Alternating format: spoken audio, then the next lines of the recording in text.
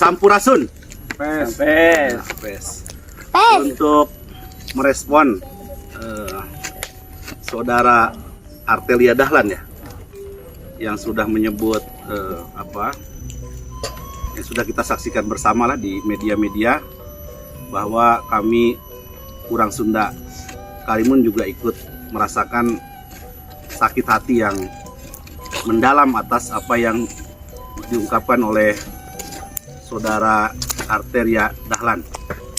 Nah, namun demikian untuk kita semua, ini Inohong juga menyampaikan kepada kita semua, baik Kang Dedi ya, Kang Ridwan Kamil, Kang Mus juga, untuk menjadikan peristiwa ini sebagai penanda bagi kita semua bahwa bahasa Sunda harusnya kita memulai lestarikan bersama.